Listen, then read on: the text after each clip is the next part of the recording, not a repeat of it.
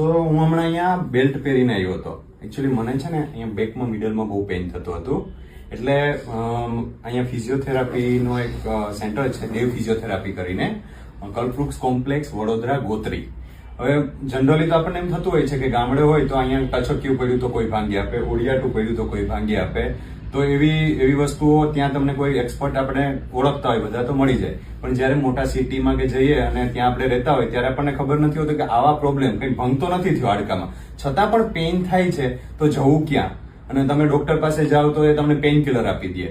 એટલે આવા બધા પ્રોબ્લેમ્સ હોય છે, એના સોલ્યુશન માટે થઈ અને આજે હું એકદમ આ બેલ્ટ પહેરીને અહીંયા આવ્યો, એમ આનો સપોર્ટ લઈને આવ્યો છું અને હવે હું ફાઇન રીતના અહીંયા વોક કરું છું અને મને સારું બહુ રાહત ફીલ થાય છે. એટલે હું આપણા બધાની જાણકારી માટે થઈ અને હું ડોક્ટર સાહેબને મેં એક રિક્વેસ્ટ કરી કે પ્લીઝ તમે નોલેજ આપો કે કઈ કઈ વસ્તુઓ હોય છે, ક્યારે ફિઝિયોથેરાપિસ્ટ પાસે જવું જોઈએ, ક્યારે ઓર્થોપેડિક પાસે જવું જોઈએ. તો અહીંયા જ છે ડોક્ટર હિતેશ પ્રજાપતિ અને એ આપણને જણાવશે કે ફિઝિયોથેરાપિસ્ટ પાસે અને ઓર્થોપેડિકમાં શું ડિફરન્ટ હોય ને ક્યારે જવું જોઈએ. પ્લીઝ. જો ફિઝિયોથેરાપી અને ઓર્થોપેડિકમાં ડિફરન્સ છે ને, ફિઝિયોથેરાપિસ્ટ એટલે સોફ્ટ ટિશ્યુના ડોક્ટર, એટલે કે જેને બી હાર્ડ ટિશ્યુમાં પ્રોબ્લેમ હોય, જેમ કે ડિસલોકેશન થઈ ગયું હોય, ફ્રેક્ચર થયું હોય, તો એમને ઓર્થોપેડિકને જ કન્સલ્ટ કરવું જોઈએ. પણ જ્યારે બી તમને બોડીમાં સોફ્ટ ટિશ્યુનો પ્રોબ્લેમ થાય છે ત્યારે તમારે ફિઝિયોથેરાપિસ્ટને કન્સલ્ટ કરવું જોઈએ. ઓકે, સો બહુ બધા હોય છે. હવે આપણે ગૂગલમાં સર્ચ કરીએ કે ફિઝિયોથેરાપિસ્ટ તો આપણને મળી જાય, પણ ફિઝિયોથેરાપિસ્ટમાં કેવા પ્રોબ્લેમ માટે કેવા ફિઝિયોથેરાપિસ્ટને સિલેક્ટ કરવા જોઈએ અને એ ફિઝિયોથેરાપિસ્ટ સારો છે કે કેવો છે એને ચેક કરવા માટે અથવા તો એના કોઈ સર્ટિફિકેશન કે એના કોર્સ કરેલા હોય એવું કંઈ ખરું કે આપણે બેસ્ટ ફિઝિયોથેરાપિસ્ટ પાસે જ જઈ શકીએ એમ બધામાંથી?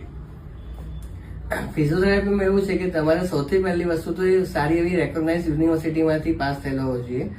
ખાસ કરીને જો ગવર્મેન્ટ કોલેજમાંથી પાસ થયેલા હોય તો એમના 12th સાયન્સના પર્સન્ટેજ બી સારા હોય અને એમણે સારું એવું સ્ટડી કરેલું હોય અને સારું ફિઝિયોથેરાપીને સમજેલા હોય.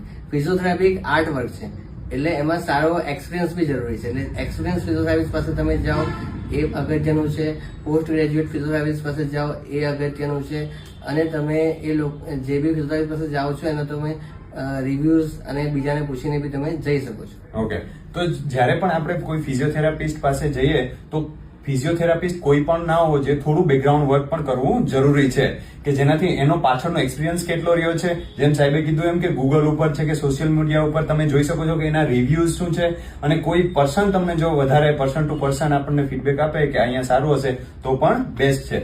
તો આ થેન્ક યુ ડોક્ટર સાહેબ. આના ઉપરથી આપણને જાણકારી મળી છે કે જ્યારે કંઈ પણ સ્નાયુઓનો દુખાવો હોય, સોફ્ટ ટિશ્યુ અને હાર્ડ ટિશ્યુ એટલે કે હાડકાનો કંઈ દુખાવો ના હોય, આપણને ખબર છે કે હાડકાને કંઈ પ્રોબ્લેમ નથી, પણ કંઈક સ્નાયુઓમાં તકલીફ છે ત્યારે આપણે ફિઝિયોથેરાપિસ્ટને કન્સલ્ટ કરવું જોઈએ, જેનાથી દવા વગર, એટલે કે દવાઓ પેઇન કિલરથી તો ટેમ્પરરી રાહત મળે, રિલીફ મળે, પણ દવાઓ વગર જ આપણે ઘણી બધી રાહત થઈ જાય અને પાછા આપણે બેક ટુ નોર્મલમાં વયા જઈએ.